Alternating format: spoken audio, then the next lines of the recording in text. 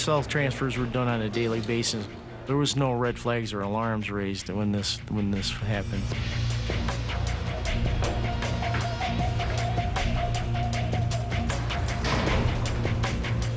When the transfer was approved, everything was finally in place.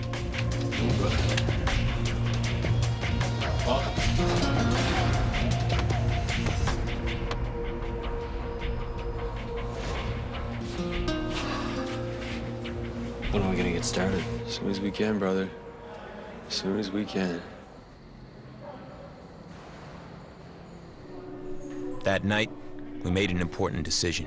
So where are we gonna put the hole? Right there. The corner near the bars was really hard to see from the outside. We hid it some more by moving the bunk and hanging up clothes and towels. Nothing is supposed to block a prison officer's view into a cell, but they didn't seem to give a damn. Now we needed a sharp metal tool from the carp shop to start chipping through the ceiling. I was never going to be able to smuggle out a hammer or a chisel. Then I realized something small and simple might do the job. Carp shop's 3-inch sheetrock screws. They weren't on the inventory. They had sharp steel tips, and concrete is just cement, sand, and bits of rock. Keep scraping and you'll get through, right?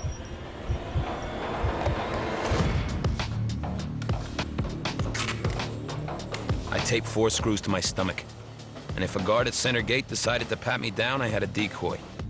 A painting of mine I've been framing.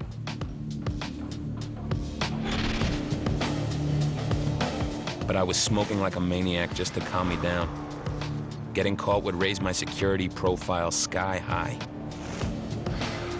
If this guy frisked me good and thorough, the escape was over. Hey, guys. How are you, buddy? What you got there? There's someone I'm working on. Oh, yeah? Yeah. Wow. That's pretty impressive. Thanks, man. Teens? Yeah. Good job. How'd you get this detail on the wing, buddy? Just time and patience, man. The picture? Nice. Just the image in Then my head. another officer walked up. Very impressive. I was thinking, is he gonna pat me down? See this? All right, what do you think? It's pretty nifty. Inside, it was like, will you guys just please shut up and let me through? Or I'm done. I'm just full of surprises, right? I was trying real hard to act normal, while my heart was racing. All right, buddy. Head on in. Thanks, man. All right, You guys- take it easy, huh? Have a good one. You too. Using my painting as a decoy had worked.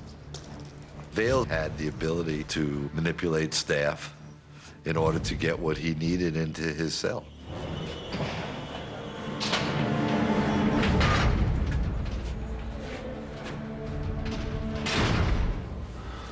What I got here, buddy? When I pulled out the screws, Tim seen I really meant to go all the way. I'm gonna use these to get the guy out of here. Sweet. But hiding contraband in a 6x10 cell ain't easy. And we ran the risk every day of having it searched. To get back to those woods that I loved as a kid, everything would be a test of will, wits, and courage.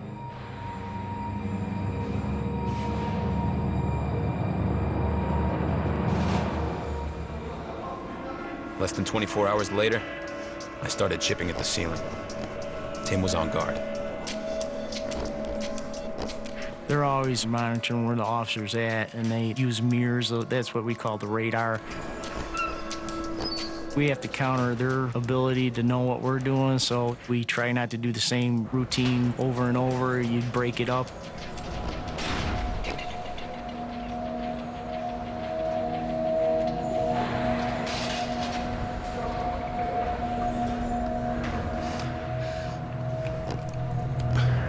I'll tell you, in the beginning, I thought, damn, this is gonna take some time.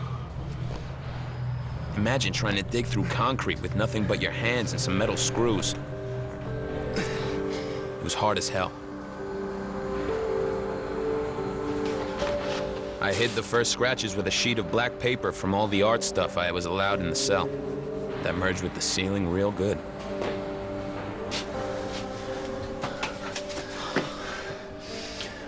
What do you think? I don't know if we're gonna be able to do this.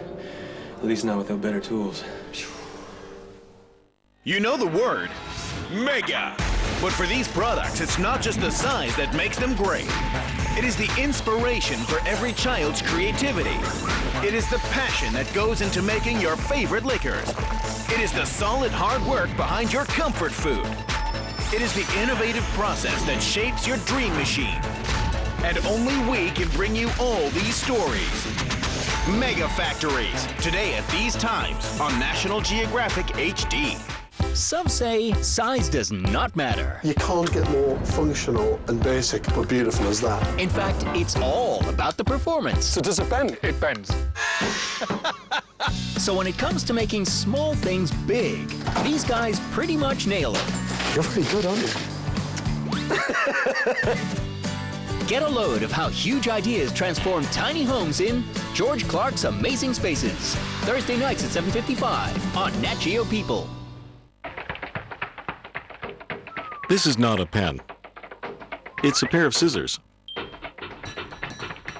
It's also a glue stick. This is not a screen. It's a camera. That's also a notebook. Because this is not a screen. This is the all-new Samsung Galaxy Note 4.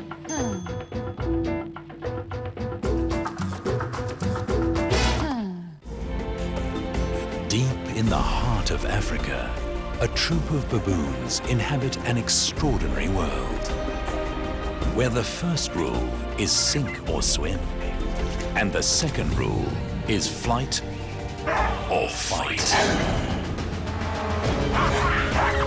It may be a swamp, but the law of the jungle is still supreme in Swamp Troop on National Geographic HD. Look through a soldier's eyes and see the story never told.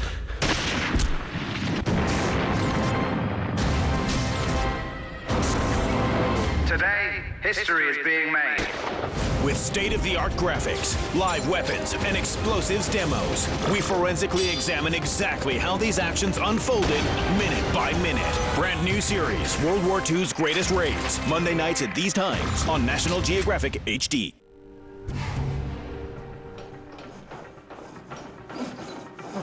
I found a handle off a wood planing machine in the carpentry shop that wasn't in use no more.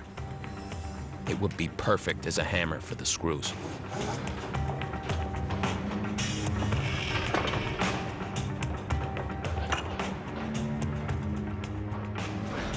Mercy Vale.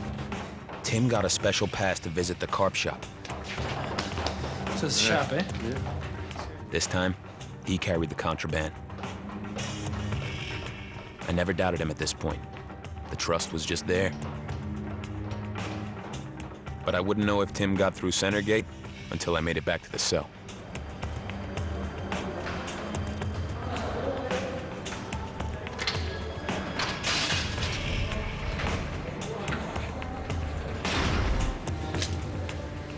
Did you get it? It's in your locker.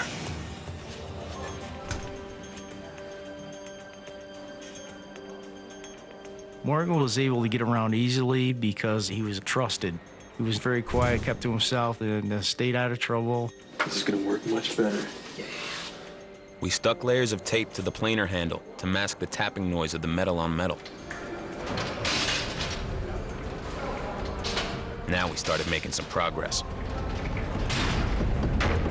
But only when the noise levels got loud enough to cover the tink-tink-tink sound from the chipping.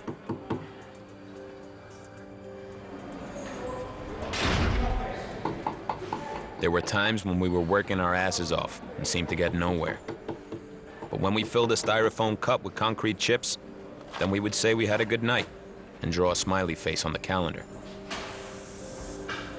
The waste went down the toilet, or we just toss it in the garbage can in the morning. We were under constant pressure.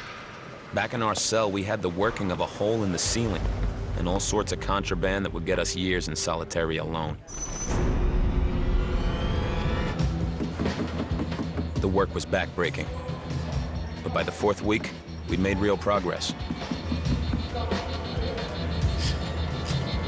Then something happened, which I was dreading. What's wrong? We got a problem. What? I just hit rebar. I'd worked in construction before prison, and I knew we might run into steel rebar supporting the ceiling.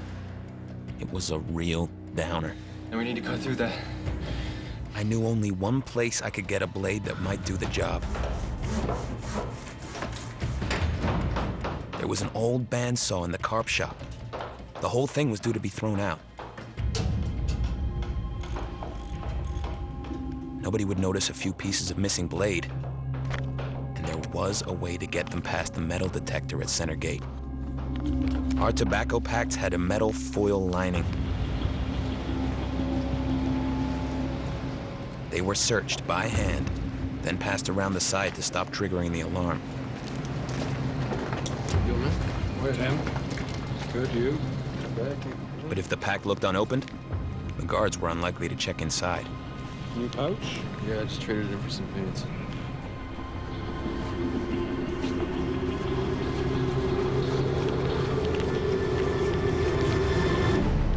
Good. Thanks, man. One thing I learned in prison is that people might look real hard, but not see something if it's right under their nose.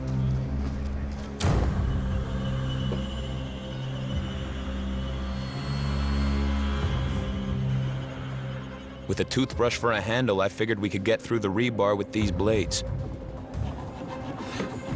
even though they were for cutting wood. But they wore out fast. Luckily, we only had to cut one side on each piece of rebar, then bend it back and forth until it broke. It's working. Our morale shot up again. We wrapped the used blades in tape and threw them in the trash. But the rest of our escape tools were still in the cell. Then, our worst nightmare came true. Cell search. Stand up. Officers started doing top-to-bottom searches on our gallery. Doing a random search. We made sure everything was hidden as best we could. Then just prayed our cell wasn't on the list for inspection. Okay, guys. 2 officers walked in, and we could hardly breathe.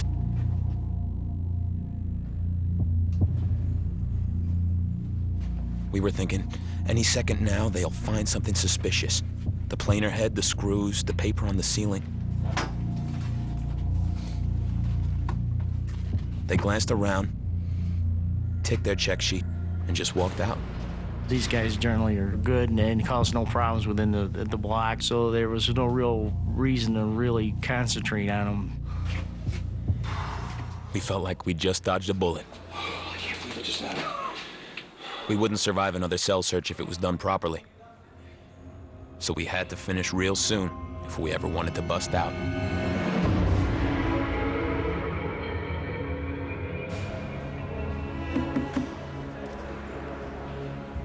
I decided we'd bore a small hole straight through to see how far was left to go.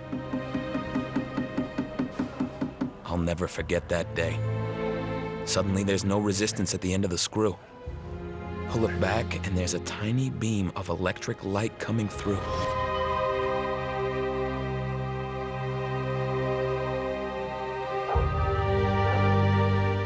There must have been some kind of bulb up there.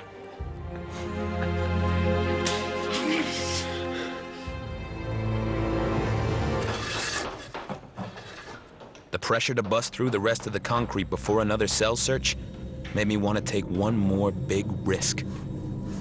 There was an old sledgehammer that was off any tool inventory. It was being used as a doorstop. If I could get the sledge back to the cell, we could smack out the rest of the concrete. Trying to get something that big through Center Gate seemed crazy, but we couldn't hide the escape hole much longer. I made a spur-of-the-moment decision.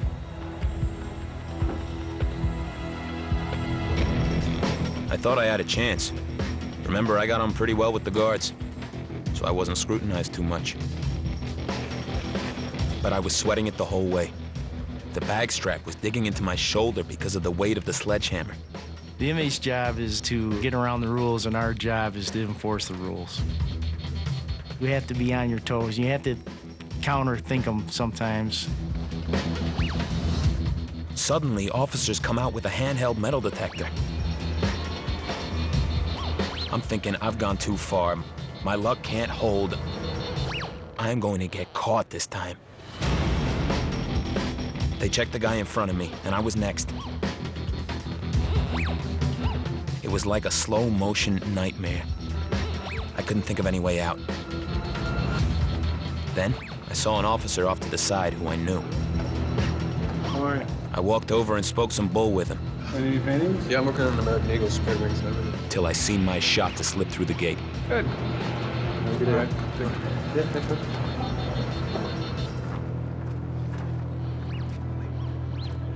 And I was gone.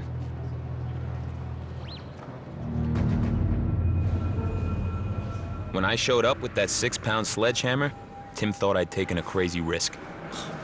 But he lightened up big time when I told him how we could use it on the 4th of July. The booming sound of the fireworks in town would hide the hammer blows. July 4th was only a couple of weeks away. Before then, there was another pain in the ass we had to solve. Once we slipped out, we needed to hide that we were gone, at least for a few hours. Knowing where an inmate is one of the most important functions that we have. There were a number of counts throughout the day, 6:30 in the morning, 10:30 at night. During the night, usually every hour. If the inmate's missing and you don't realize till 6:30 in the morning, they had 8 hours head start on you. Directly around the institution, there's a lot of woods, a lot of tough terrain where an inmate could easily hide out. Worse than that, they could be in somebody's house.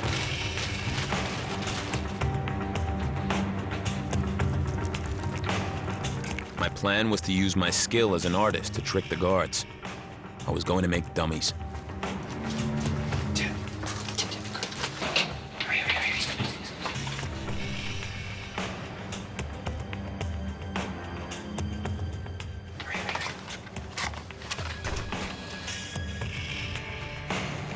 Getting hold of some real hair sure wasn't a problem. Tim. Wow, awesome. Okay, watch the door. Watch the door.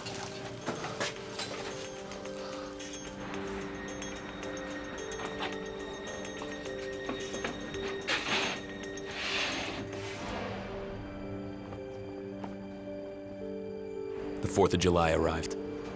We knew it was going to be a big night, and we'd have to work fast. As soon as the fireworks started in the town, we got out the sledgehammer.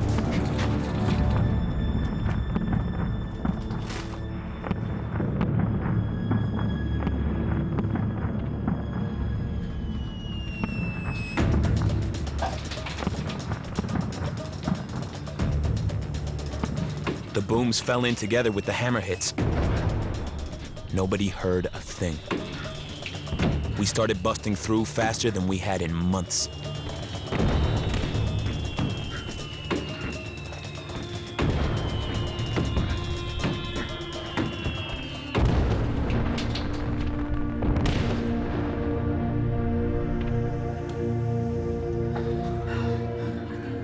All we could do was look up in amazement and think how big the hole looked in that little cell. It's okay. I had to find a ventilation duct up there that led to the roof, or my plan was nothing but a load of bull. I put the dummy in my bed. For the body, I stuffed sweatpants and shirts under the blankets.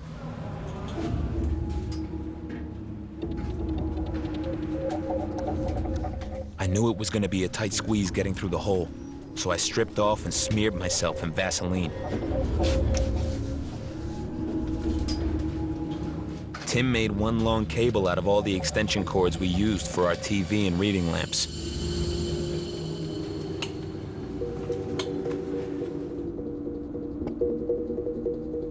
Then, I lined the hole with plastic bags to assist in sliding through without my skin getting ripped up. Come on, Tim. Let's go.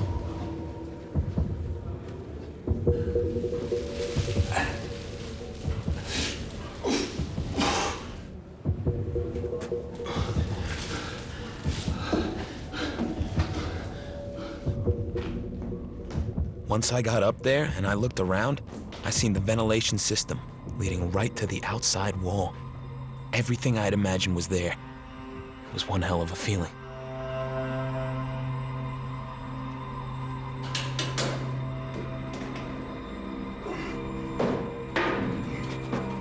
At that moment, I'd done 15 years in prison, and I was ready to shed that life forever. Now, there are those that will say, but you're a convicted murderer. What about the victim and her family? And I agree. I feel so much remorse for that tragedy. But I had to escape, to reclaim my life. And man, now, for the first time, I could see the exact way out. Tie the sheets to the steel ladder that was there, creep to the edge, and climb down in the shadow of the turret. Imagine, after all the blood, sweat, and tears you've shed for 3 months, and the night comes when you're looking at nothing between you and freedom. Can you imagine? Living in total awe. Join our amazing journey into time, space, and life. Welcome to the Earth 4 billion years ago. Critics are calling Cosmos awe-inspiring, jaw-dropping. Neil deGrasse Tyson is a science rock star. This is the awesome shape-shifting power of natural selection. See your world like never before. It's the greatest story science has ever told. Cosmos, a space-time odyssey. Tomorrow night at these times on National Geographic HD. I want to challenge people's delicate preconceptions of glass. So the question is this: what in here could you use to destroy the bulbous end? Will it be the metal pick, the wooden stick, a hammer, or none of the above? I'll go first. We're going to go with the wood first, Yeah. Right. So we're looking to hit it here on the bulbous end. Oh! Right, you failed. You want to go next? Sure. One strike. Okay, I'm done. Right, come on then, MC Hammer. Right. Let's end this. Who's doing it? I want to do it. I'm going to stand back on this one. Right. That's a good It's weird, isn't it? Yeah. Just come here. Right. All I want you to do is to snap the tail off that thing. About there. What? I thought you wanted me to break the big end, the bulbous end. Yeah, I do. That doesn't make any sense. Yeah. Well, just try and see what happens. Just try and give it a little break there to see if anything happens. Right here? Yeah, go on. Find the answers in brand new series, Street Genius, on National Geographic HD.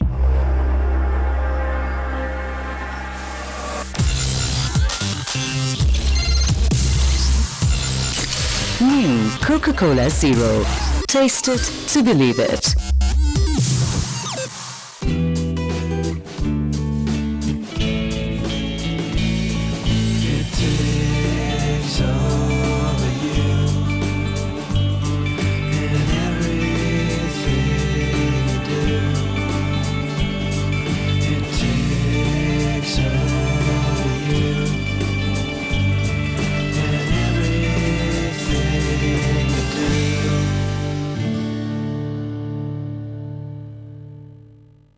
From the parched landscapes of Africa to the cold, barren backdrops of Canada, we trek through some of the most inhospitable deserts on Earth and brave the wettest and most biologically diverse forests to watch the oldest game of prides and the rare white black bear.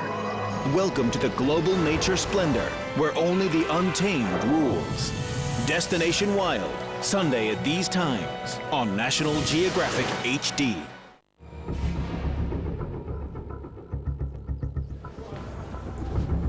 We spent 102 days chipping through concrete. Now it was go time, and the adrenaline began to flow. Start twisting now. Okay. We guessed the roof was about 40 feet high. 11 sheets would make a rope long enough. Inmates are allowed to have up to 6 sets of sheets. If it's a 2-man cell, then you have a total of 12. We just hoped they'd hold us.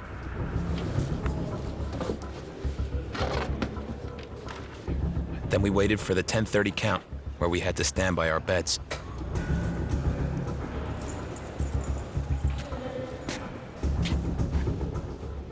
All I thought about them guards as they walked by was there was going to be a surprise in the morning when they try to wake us. I never had any malice for them. I just wanted to slip away into the night and hopefully never be seen again. I wanted my life back. Nothing more. Tim handed me up everything we were taking with us, including soap and a bucket of water to wash off the Vaseline. Then he placed the second dummy in his bed and came up too.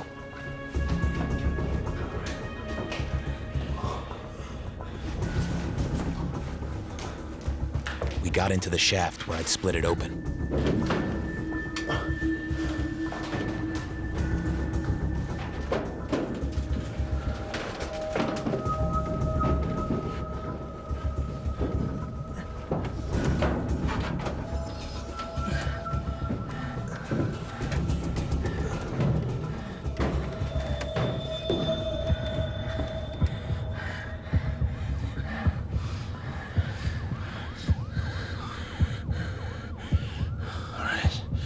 Do this.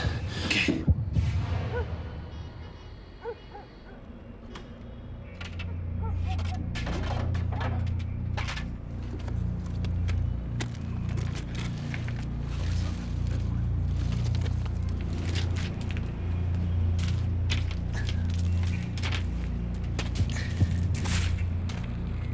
We crawled towards the ladder. The fear of being caught in the process of escaping was messing with my nerves real bad.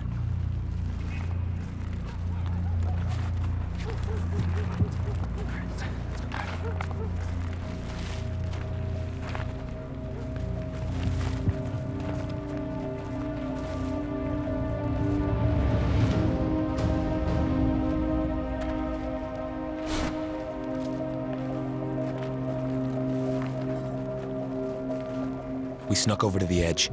That's when the reality hit us. You fall, and maybe you die. I lowered the rope down. We tied red sheets at the bottom to blend in with the bricks. Up to that point, everything had went just as planned. There was nothing between us and freedom but climbing down. Then Tim says, I can't do it. I'm terrified of heights, man. That's when I knew I had a problem on my hands. I can't do it, Tim, you're joking, right? Every second of delay was another chance of getting seen, or of the guards discovering the dummies in our beds. Freedom is just 40 feet away, man. You gotta get it together. To say I was beginning to get frustrated is an understatement. Listen, I'm gonna show you how to do it, okay? So I told him to follow me. You gotta do this. There's no turning back now. I was gonna show him how easy it would be.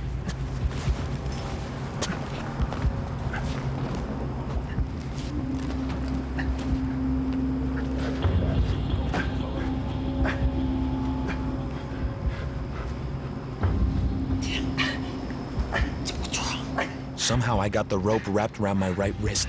My hand's stuck. I couldn't go nowhere. The nerves, frustration, adrenaline, everything got to me. Without thinking, I jerked my right hand out of the loop. It seemed like I hanged suspended for a split second. Then I went straight down.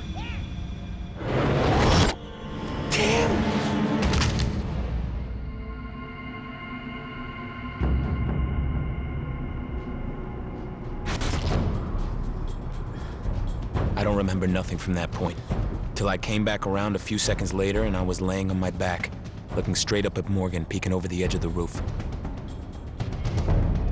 I had to move quick, because half of my body was lit by the beam of a security light.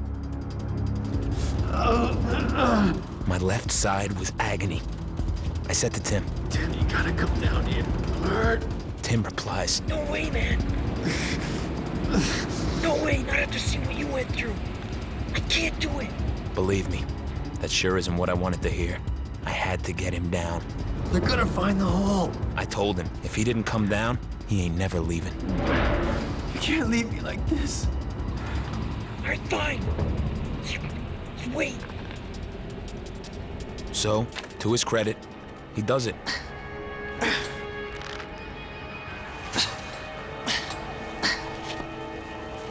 My fall had changed everything. Before, every dilemma I faced was somehow solved with no glitches. My shoulder hurts bad. I think my ankle's busted, man. Now I had only one arm and one good leg, and I needed both legs to get me where I was going. Tim, it's over. We can't do this. It's over. It's not over, man. You're gonna make me a sling. You're gonna wrap my ankle out of that sheet there. I just knew that I had to get some distance between us and the prison. Before they worked out, there were dummies in our beds. Easy, easy. You gotta do it quicker. You gotta do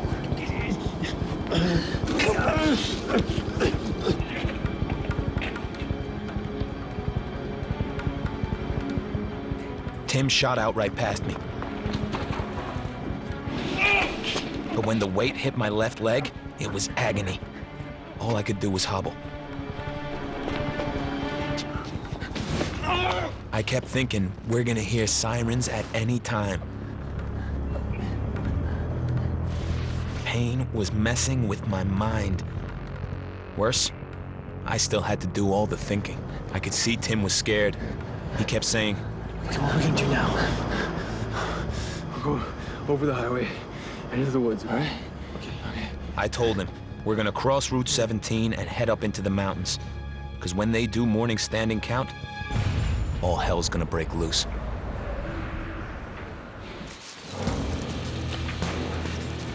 We got to Route 17. As I was getting across the last part, a truck came around the bend, and I just had to jump it. There's a truck coming. We just hoped the driver hadn't seen us.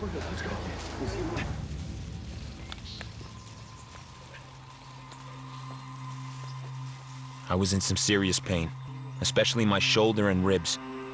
But when we entered those woods, man, it was like magic.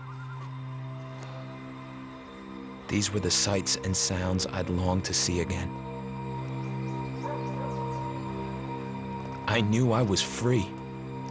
I knew I got away. I knew the joy I felt from within.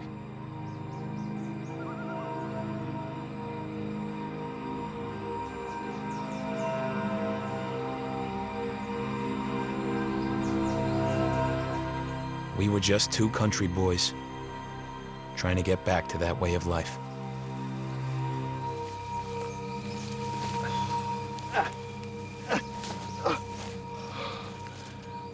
How do you feel? It's like I shrugged a 100-pound gorilla off my back. On the count, men, let's go. Up, lights on. Fire your bags. Bill, Morgan, let's go. Get up. Generally on the 6:30 a.m. count, the inmates are out of their bunks, standing with the lights on. At that time on July 7th, the inmates were still laying in their beds. When they pulled the sheets back and discovered that there was dummies in the beds, all hell broke loose. Call the warden, we got a break. I was in my home about 2 hours away from Elmira. Your immediate reaction is, how did that happen? You believe this?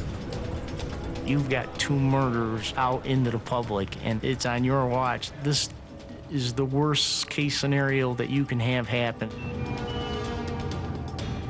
When an escape is reported, we immediately lock down a facility. Then you have the availability of a lot more correction officers to go out and do escape pursuit.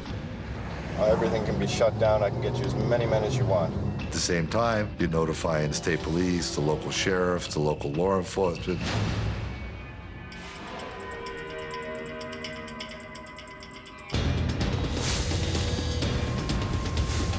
Morning, gentlemen.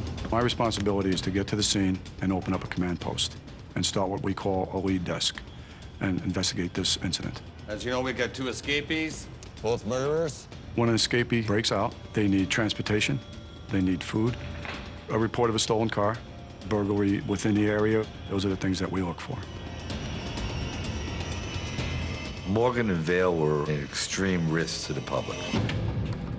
This is my office. Shut up! Let's remember that Vale not only murdered a woman, but raped her and she was 8 months pregnant. Please don't hurt me. Not only did he kill her, but he killed her unborn child. In my mind, that's about as bad as it gets. Within hours, we had several hundred correction officers, law enforcement, state police in pursuit of Morgan and Vale. Their responsibility is to use the force that's necessary. You really don't want to kill the inmates, but if you have to kill the inmates, you'll kill the inmates.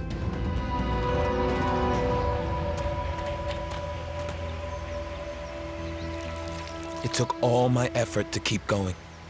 I was dealing with pain, fatigue, and trying to move broken bones.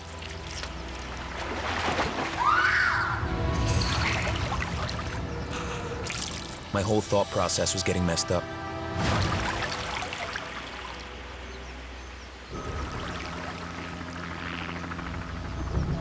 Then, we heard the chopper way off in the distance. Where's it coming from? Right now. You see it? No.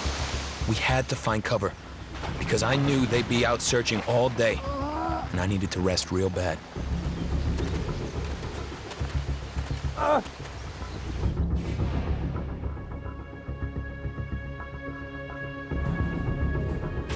We didn't have any information. In the first 6 or 7 hours, we had none. That was the scary part. In the last 24 hours, 2 convicted murderers escaped from the Elmira Correctional Facility. At 1:30 in the afternoon, we did get a call from a truck driver in the Rochester area. I was driving on I-86 this morning, and I saw 2 white males. One of them needed help across the road. He looked pretty injured. That was a home run. We're very confident that these were our guys and that they were in them woods. Right here, Highway 17 at Elmira Heights. Eagle 1 heading towards Elmira Heights.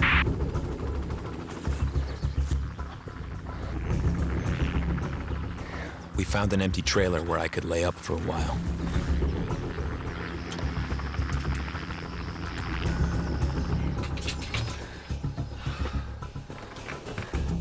I didn't have the proper stuff I needed just to stay hydrated, let alone treat my injuries.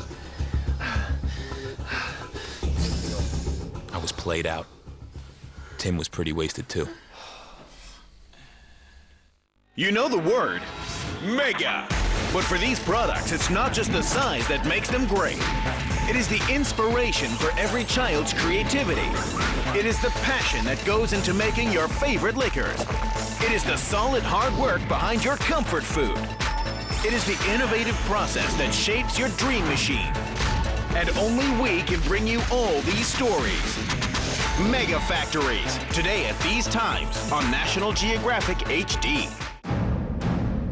Look through a soldier's eyes and see the story never told.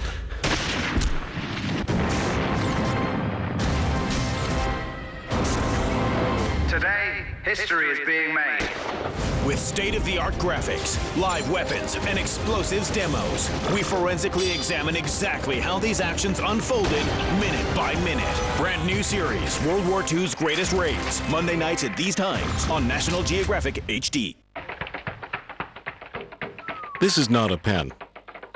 It's a pair of scissors. It's also a glue stick. This is not a screen. It's a camera. That's also a notebook. Because this is not a screen. This is the all-new Samsung Galaxy Note 4.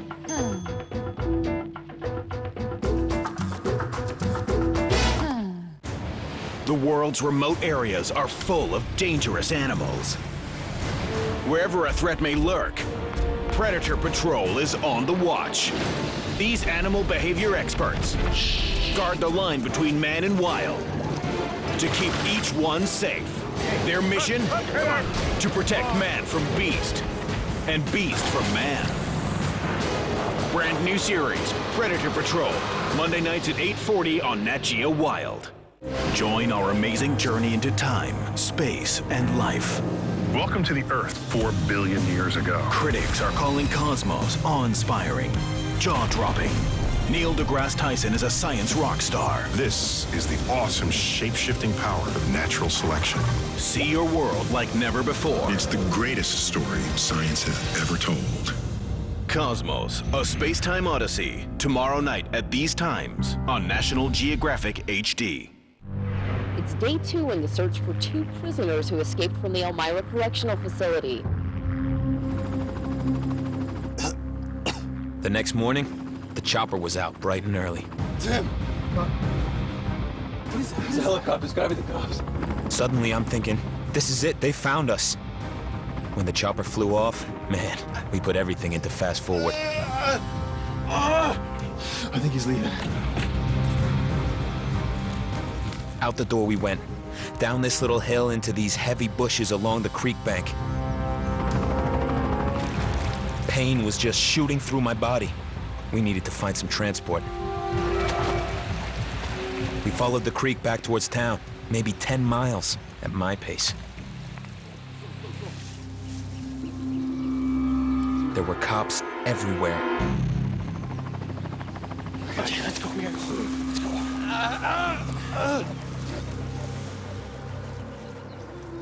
By evening, I couldn't go no further. We ended up in the back of a parking lot. There were no cops around. What about this one? What about this one? What about this one? Yeah, you have to run it. Should I do it? Yeah, go. Okay. Go. So that's when the van got stolen.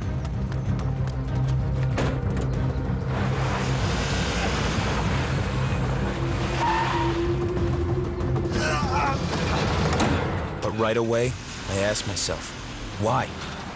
How long before this whole area is crawling with cops?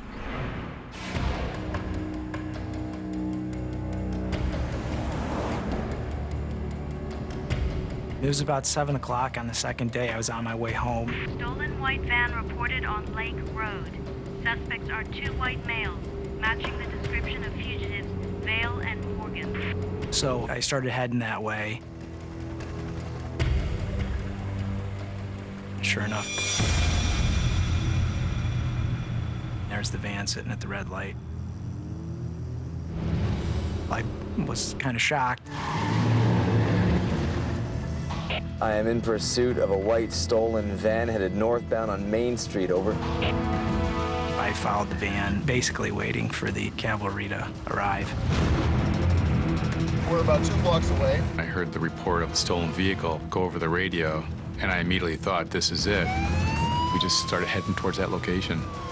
Everyone wants to be the one that catches them. You see something? Yeah. It's the cops, an unmarked car. It didn't matter which way we went. We just kept collecting more cops the further we traveled. Your fear is that they possibly have weapons. You know that they're escaped murderers, so they're in prison for life. They've got nothing to lose. Tim and I were real scared. I didn't doubt we'd get shot by making the wrong move. Then turn right on Margaret Avenue. Then we came round a bend. There was a police car coming towards us. There's that moment where you're not sure if they're going to ram into our vehicle or try to go through somebody's yard to get away from us. They're stopping. At that point, your adrenaline and your training takes over. Get down! I don't even remember drawing my gun. Get down! Get down now! Get down! I was pretty pumped up. Hands where I can see them or I'll shoot you! I couldn't see his hand. I immediately thought he might have had a weapon. I yelled at him. Get your hands out of your shirt! My shoulder's busted. I can't show you my hand! I don't care! Get down on the ground! I couldn't raise my arm to surrender. In a flash, everything could have exploded. Can't! You want to wrap him up as quickly as possible before he has an opportunity to act. Instincts just take over. I just began running directly at Vale, planning just to run into him as hard as I could. Down on the ground, right now! And I'm yelling at him, I don't care about your shoulder, get on the ground. Get your hands where I can see them! You know, I was probably pretty close to shooting him. Get down on the ground!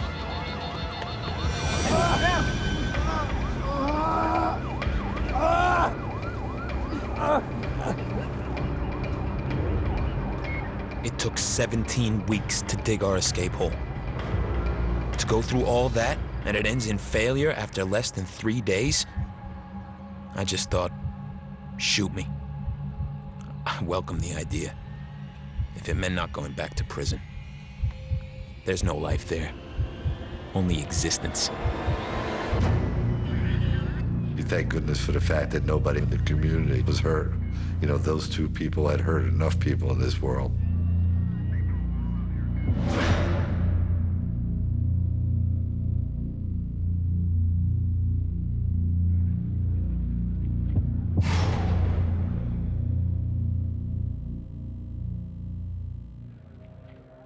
A key factor in this incident was when Vale fell. If he didn't get hurt, he could have got outside our perimeter. That is a nightmare. I was transferred to Clinton to do my solitary. Some guys in prison think I'm a hero for what I did, but I consider myself a failure. I spent 23 hours a day in a cell with only the basic essentials.